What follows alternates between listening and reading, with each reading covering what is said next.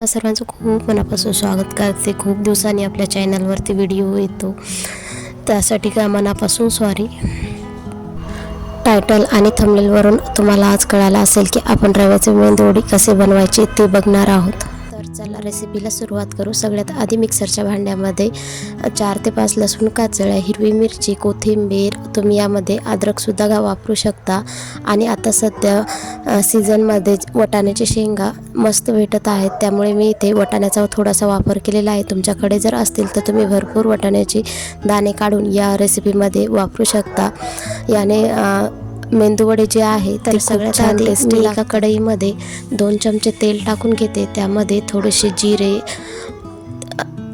तीळ आणि आपलं जे वाटण केलेलं होतं ते आपण यामध्ये परतून घेऊया. तुम्ही हवे तर या ठिकाणी लाल तिखटसुद्धा वापरू शकता किंवा चिली फ्लेक्स वगैरे वापरली तरीसुद्धा चालेल. मी इथे हिरवी मिरची वापरली होती, त्यामुळे मी इथे लाल तिखट नाही वापरत. तुम्ही लाल तिखटसुद्धा वापरू शकता, त्यानेसुद्धा टेस्ट एकदम मस्त लागते. तर तुम्हाला इथून पुढे माझे लाँग व्हिडिओ पाहायला आवडतील का ते कमेंट करून मला नक्की सांगा. तर मी इकडे आपले जे वाटण घातलं होतं त्यामध्ये थोडंसं मीठ घालते चवीपुरते.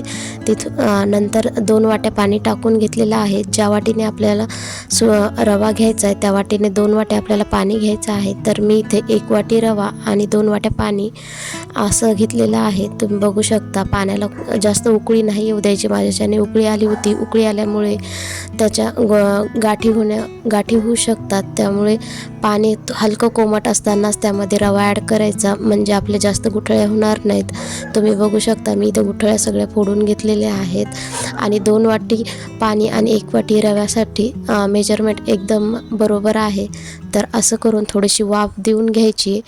त्यानंतर आपण हाताला चिटकते का तर बघायचं. चिटकत जर नसेल तर आपलं मिश्रण खूप छान झालं असं समजायचं.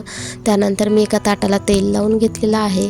हा नाश्ता जरी आपण तेलात तळणार असलो तरीसुद्धा जास्त तेलकट हा नाश्ता नाही आहे, कारण या नाश्त्याला जास्त तेलाचा वापर होत नाही, त्यामुळे तुम्ही बिनधास्तपणे करू शकता.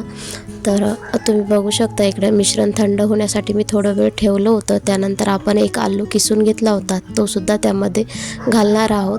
तर मी इथे 2 लहान बटाटे छान असे उकडून किसून घेतले होते. त्यानंतर मी यामध्ये कोथिंबीर आणि थोडेसे तीळ वापरले होते, त्यानेसुद्धा खूप छान टेस्ट लागते. तुमच्याकडे असतील तर तुम्ही नक्की वापरू शकता. कोथिंबीर आणि तीळ आणि बटाटे उकडलेले छान असे या मिश्रणामध्ये मिक्स करून घेऊया. मग त्याचा छान असा मळून उंडा आपल्याला बनवायचा आहे, जसा आपण पोळीसाठी बनवतो त्या प्रकारे.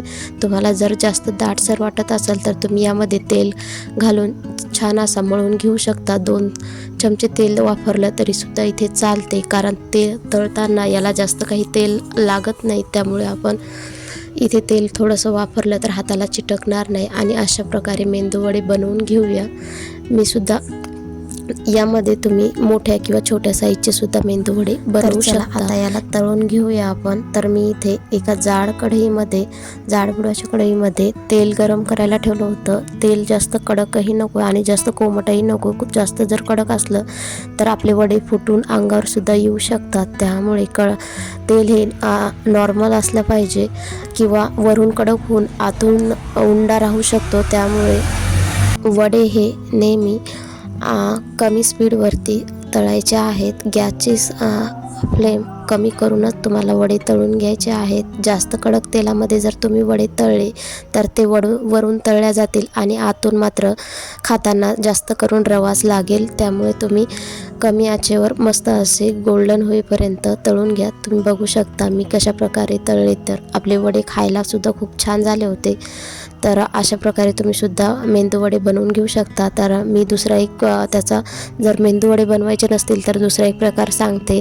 सध्या ही रेसिपी खूप जास्त व्हायरल चालू आहे, त्यामुळे मी सुद्धा एकदा बनवून बघितली. तर तुम्ही बघू शकता ही सुद्धा करायला खूप सोपी जाते मेंदूवड्यापेक्षा. तर लहान मुलेसुद्धा हे असं काही नवीन दिलं तर आवडीने खातात. तुम्हीसुद्धा तुमच्या मुलांना असे वेगवेगळ्या शेपमध्ये जर असे भरपूर भाज्या घालून जर असे स्नॅक्स बनवून दिले तर लेकरांना कळणारसुद्धा नाही. फक्त त्याला आकार जे आहे ते थोडेसे वेगळे वेगळे द्यायचे. मी इथे गोल आणि स्क्वेअरमध्ये दिलेले आहे. तुम्ही इथे ट्रायंगलमध्ये पोळी लाटूनसुद्धा याचा आकार एक करू शकता. असे काही शेपमध्ये तुम्ही जर मुलांना खायला दिलं तर ते सुद्धा खूप आवडीने खातात. बाहेरच्या स्नॅक्सपेक्षा आपण जर घरी असं काही लेकरांना हेल्दी करून दिलं तर नक्कीच खाऊ शकतात. आणि हा तळलेला नाश्ता आहे त्यामुळे आपण लेकरांना जास्त देऊ शकत नाही, पण आपण हा नाश्ता लेकरांना देऊ शकतो कारण याला जास्त तेल वापरलं जात नाही. तुम्ही बघू शकता किती कमी तेलामध्ये आपला नाश्ता बनवून तयार झालेला आहे आणि माझ्या मुलाला तर खूप जास्त आवडलात. पण यामध्ये जर मी भाज्या किंवा वटाणे खूप जास्त जरी घातले असते तरीसुद्धा तर लेकरांनी आवडीने खाल्ले असतील. तुम्हीसुद्धा यामध्ये भाज्या घालून असे काही स्नॅक्स मुलांना नक्की बनवून खायला द्या. तुमचे मुलंसुद्धा आवडीने खातील. बाकी व्हिडिओ कसा वाटला ते कमेंट करून मला नक्की सांगा आणि माझ्या रेसिपीज तुम्हाला पाहायला आवडतील का ते सुद्धा कमेंट करून सांगा. भेटू नेक्स्ट व्हिडिओमध्ये. तोपर्यंत बाय.